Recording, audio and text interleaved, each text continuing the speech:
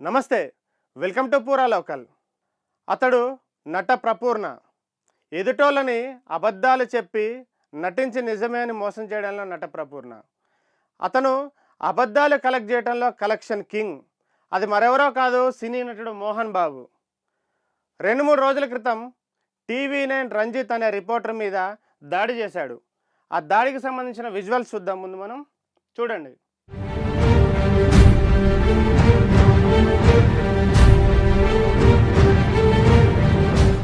రిపోర్టర్లు mic పెట్టే క్రమంలో తన కన్నుకి గాయం అవడం వల్లనే నేను ప్రతిస్పందించాల్సి వచ్చిందని అబద్ధం చెప్పారు. కానీ విజువల్స్లో చూడండి, చాలా ఉద్రేకంగా, ఉద్దేశపూర్వకంగా ఆ టీవీ9 మైకుని లాక్కొని మరి రంజిత్ అనే రిపోర్టర్ మీద దాడి చేశాడు.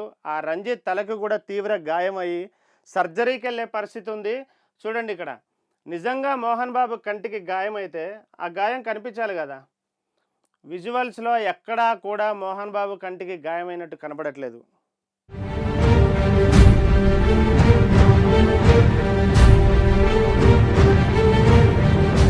మళ్ళీ ఒకసారి స్పష్టంగా చూడండి.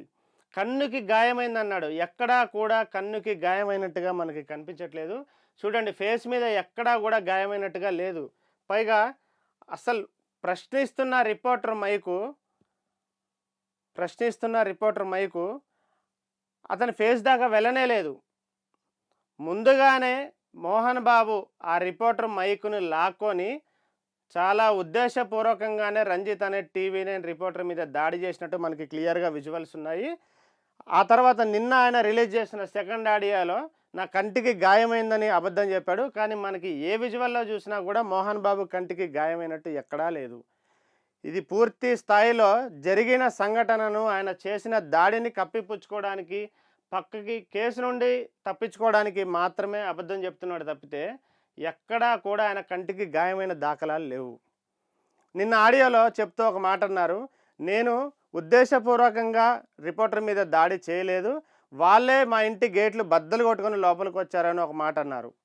కానీ గేట్లు బద్దలు కొట్టుకునే శక్తి రిపోర్టర్లకు ఉండదు. పూర్తి స్థాయిలో రిపోర్టర్లు వెళ్ళటానికి ముందే అక్కడ పోలీసులు భారీగా మోహరించారు. ఆ పోలీసులు మాత్రమే గేట్లని తెరవగలుగుతారు. కానీ పోలీసులు కూడా అక్కడ గేట్లని తెరవలేదు. మంచు మనోజ్ అంతకుముందే తన బౌన్సర్లతో చేరుకొని గేట్లు బద్దలు కొట్టిన విజువల్స్ కూడా మనకి ఇంటర్నెట్లో అందుబాటులో ఉన్నాయి. మనోజ్ గేట్ తెరిచిన తర్వాతనే పోలీసులు కానీ రిపోర్టర్లు కానీ లోపలికి వెళ్ళడానికి అవకాశం దొరికింది. లోపలికి వెళ్ళిన తర్వాత అసలు మోహన్ బాబుని, సినీ నటుడు మోహన్ బాబుని ఏం జరుగుతుంది అని తెలుసుకునే ప్రయత్నంలో భాగంగానే దగ్గరికి వెళ్తున్న క్రమంలో మోహన్ బాబు ఉద్దేశపూర్వకంగా టీవీ9 మైకు లాక్కొని మరి రిపోర్టర్ రంజిత్ మీద దాడి చేశారు. ఆ దాడి ఎంత తీవ్రంగా ఉందంటే రంజిత్ తలకు, ఆ పుర్రె ఎముకకు గాయమయ్యి ఫ్రాక్చర్ అయినట్టుగా చెప్తున్నారు. దానికి సంబంధించి యశోద హాస్పిటల్లో కూడా ట్రీట్మెంట్ తీసుకుంటున్నట్టుగా మనకి విజువల్స్ ఉన్నాయి. అది ఇంటర్నెట్లో కూడా సర్క్యులేట్ అవుతుంది, ప్రతి ఒక్కరు చూడొచ్చు. చూడండి, మోహన్ బాబు నా కంటికి గాయమైంది అని నిన్న ఆడియోలో చెప్పాడు. కానీ అది పచ్చి అబద్ధం. కన్నుకి ఎక్కడా కూడా గాయం అవ్వలేదు. నిజంగా నేను తప్పు చేస్తే నా మీద 100 కేసులు పెట్టండి, లేదంటే నేనే సొంతంగా వచ్చి లొంగిపోతా అని ప్రగల్భాలు పలికిన ఈ నటుడు మోహన్ బాబు నిజంగా దాడి చేసినట్టుగా ఇక్కడ తెలుస్తున్నా కూడా అబద్ధాలు చెప్పి తప్పించుకునే ప్రయత్నం చేశారు. మరి ఎక్కడికి పోయింది ఆయన చిత్తశుద్ధి? తప్పు చేస్తే కేసులు పెట్టండి, 100 కేసులు పెట్టండి, నేనే లొంగిపోతా అని ఇచ్చిన స్టేట్మెంట్ ఎక్కడ పోయింది? లేదు, ఏదీ జరగలేదు.